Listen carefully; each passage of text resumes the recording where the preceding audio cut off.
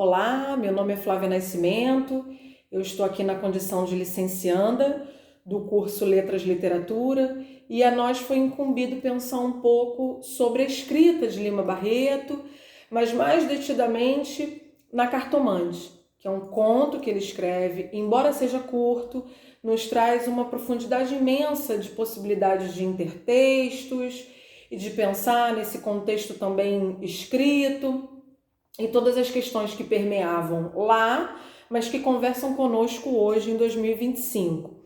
Sobretudo, é importante que nós pensemos o seguinte: toda vez da escrita, de pensar em estudar esse autor, essa autora que seja, é importante nós pensarmos em 4 pilares, que são indissociáveis. O eu que escreve, não o eu lírico, mas sim o eu dotado da sua personalidade, dotado da sua dualidade, da sua angústia do ser, né? Que é o que vai passar ali também pela vida dos autores. Acaba que, querendo ou não, é a forma de perceber também essa escrita.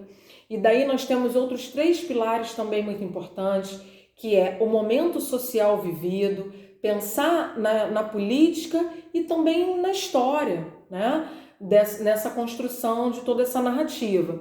Por exemplo, quando nós pensamos em A Cartomante, de Lima Barreto, porque nós temos também A Cartomante de Machado de Assis, que é pretérito a Lima, né?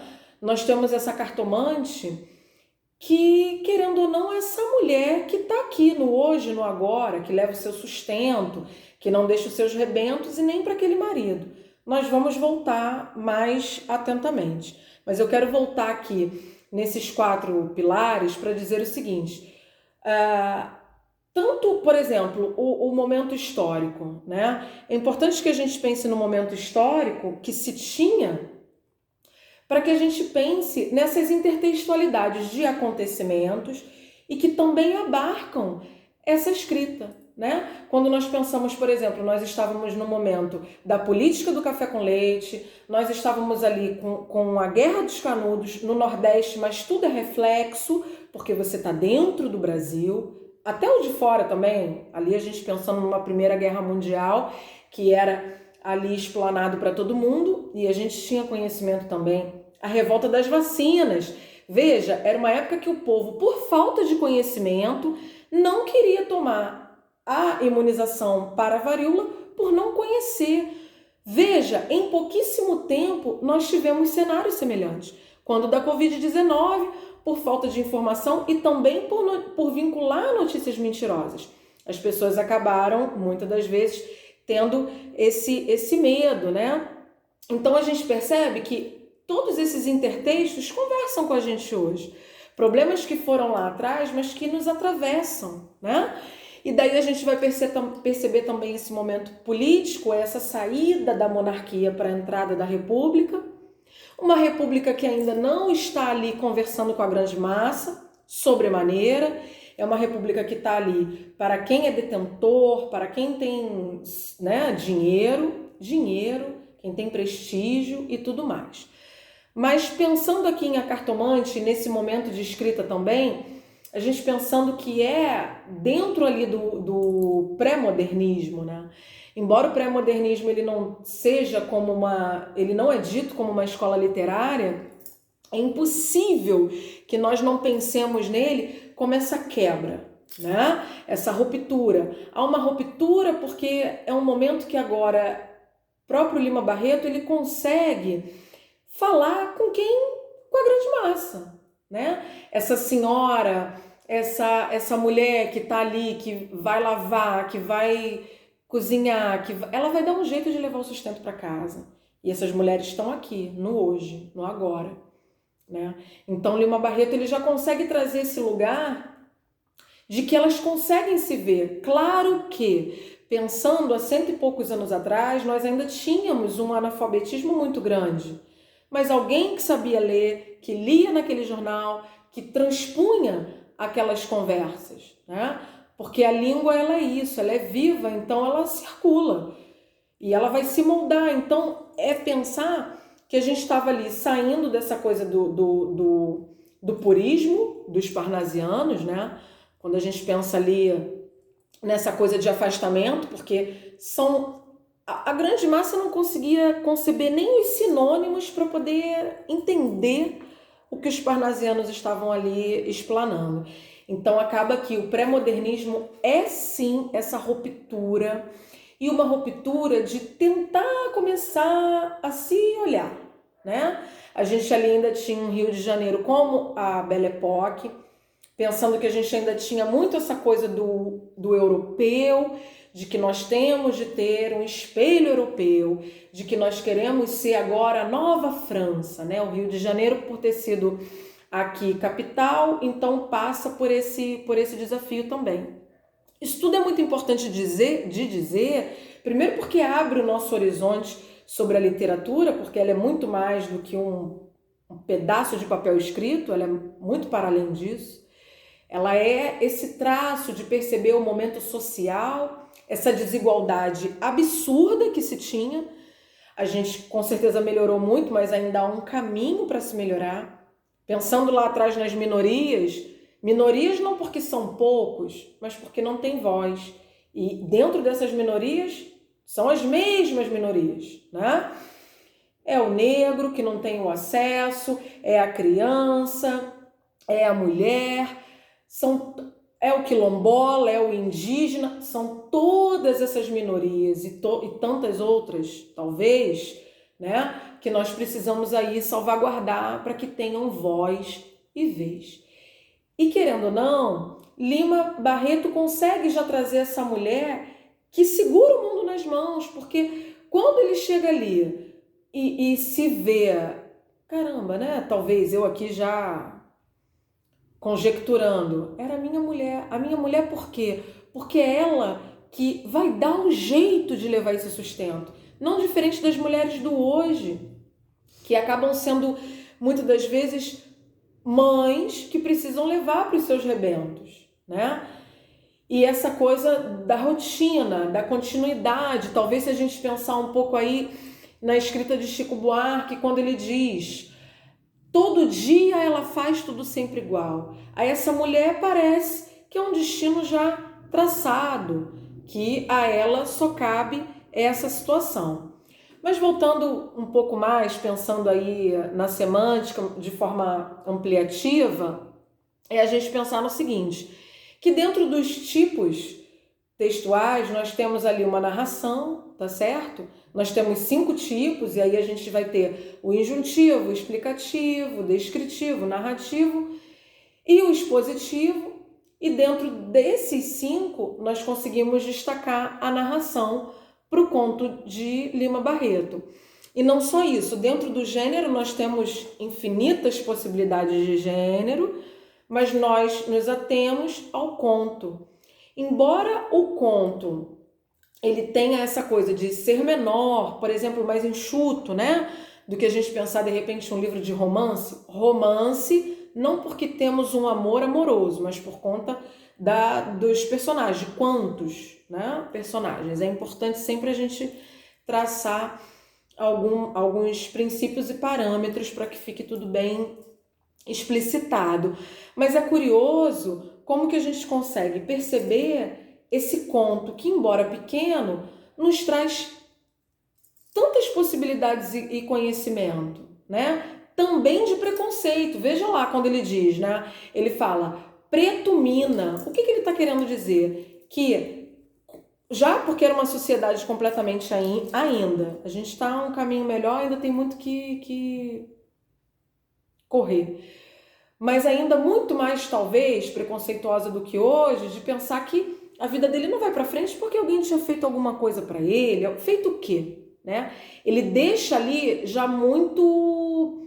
Ele já dá esse corte muito grande. Ele fala ali que alguma mandinga, algum preto mina, quer dizer, ele está fazendo essa referência, com certeza, algum dos 5 países em África que foram dizimados por Portugal, por um negro que foi escravizado e que poderia ter feito algum mal a ele, mas ele mesmo, na condição de pessoa, não põe opa, será que não sou eu? Ele não consegue ter essa autocrítica, porque também naquela concepção era mais fácil transpor para o outro, né? Colocar a culpa no outro. É qualquer outra pessoa, é qualquer outro alguém, menos eu. Mais do que achar que aquela mulher estava ali e que conseguia desvendar os problemas alheios ou tentar solucionar, é essa mãe e essa mulher que não vai deixar de levar o alimento. E aí a gente pensando nesses intertextos, por exemplo, podemos citar aqui o cancioneiro Emicida, quando ele diz, né? Dona Maria já se foi, só depois é que o sol nasce. O cancioneiro ali está dizendo exatamente que essa mulher ela vai trabalhar antes do sol nascer. E que não é diferente lá do conto da cartomante como hoje, né? E ela precisa sair cedo, também hoje a gente pensando na questão da desigualdade, que ainda está muito latente, ela mora longe do trabalho. Ela não tem nem como morar perto do trabalho.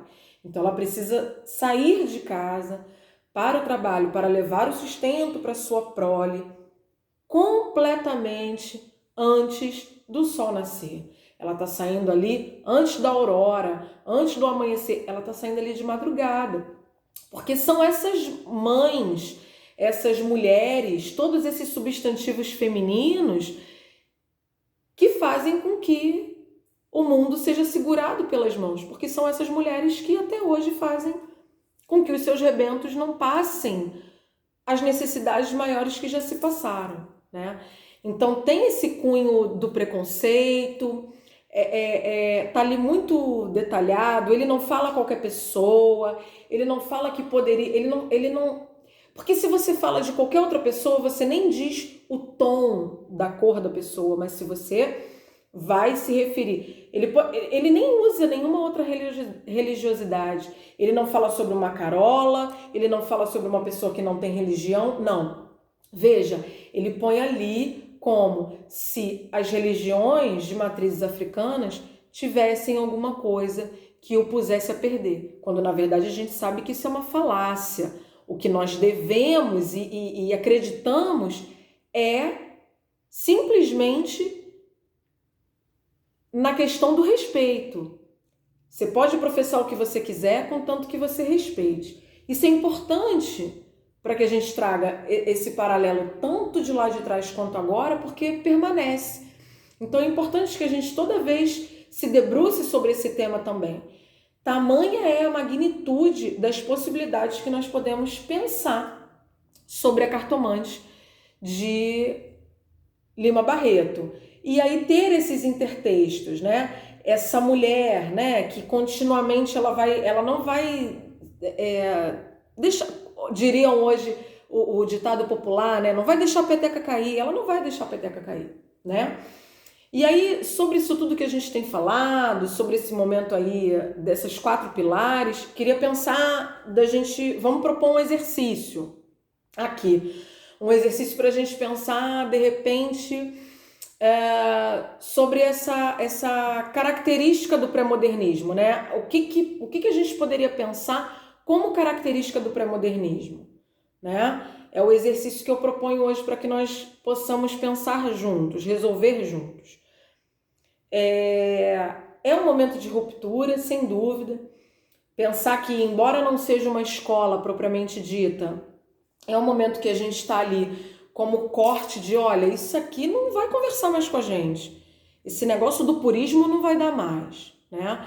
Nós vamos ter ali grandes autores consagrados, porque nós temos aí Graça Aranha, nós temos também Augusto dos Anjos, né? Embora ele seja também ali do simbolismo, mas é aí beirando essa época. Mas a gente pode perceber o seguinte, olha como é importante todo esse tipo de conversa, né? Tanto no pré-modernismo, tanto quanto no simbolismo, por exemplo, nós não temos vozes de mulheres. Nós não temos vozes de mulheres. Nós vamos ter vozes, nós temos uma ou outra aí na história, nós vamos ter sim, Maria Firmina, um pouco mais lá atrás, mas eu digo de publicação, de dar voz, de não, essa mulher aqui nessa época ela também estava produzindo. A mulher ela não tinha nem o tempo de produzir, porque era ela quem estava diante dos rios, lavando a roupa, quarando a roupa, passando a roupa, sempre com esses verbos de ações, né? Ela tá ali continuamente fazendo, lavando, passando, ela tá ali parece que ela tá vivendo ali um gerúndio infinito, né? Então isso também é caminho de reflexão. É importante que a gente perceba todas essas estruturas para além da cartomante em si, né? Porque é uma escrita pretérita, mas que conversa conosco hoje e que vai continuamente ecoar, muito provavelmente, e nos trazer tantas outras intertextualidades e possibilidades, né? E possibilidades. E aí, para findar, tem um poema muito bonito de Cora Coralina, mas eu pego só um trechinho para continuar essa nossa reflexão, que ela diz no finalzinho, né? Fiz fogo, fiz doce, fiz pão. Aí essa mulher, ela volta para essa casa suja, ali no poema ela vai dizendo, né? Mas essa mulher, ela precisa fazer, doar, entregar, né? Então ela vai fazer o fogo, ela vai fazer o doce, ela vai fazer o pão. Isso tudo para dizer o quê? Que esse rebento não vai poder ficar sem o alimento. E não fica, porque essas mulheres seguram o mundo às unhas. Elas não deixam mesmo passarem. Assim como essa mãe de A Cartomante, descrita por Lima ali na sua obra. Então, eu queria que a gente pensasse um pouco, refletisse sobre toda essa conversa, sobre esses 4 pilares, sobre a questão... Claro, ali a gente poderia buscar também figura de linguagem, porque há, mas como o tempo é curto e são inúmeras possibilidades da gente refletir, foram essas as pequenas contribuições que eu pensei para nossa pequena amostra e que a gente consiga continuamente refletir e fazer a nossa parte, né? Trazendo essas reflexões, essas críticas, para que outras vozes possam ecoar, como essa mãe, essa cartomante que estava ali e que não deixava sua prole, nem o seu marido, inclusive, sem o sustento. E é como hoje, continuamente, permanece, né? Essas mulheres estão aí. Somos nós, estamos a cada passo que damos, passamos por essas mulheres que com certeza saem de casa antes desse sol nascer para poder levar o alimento, que não falte o alimento para os seus rebentos. E assim eu agradeço a minha participação, obrigada e até uma próxima oportunidade.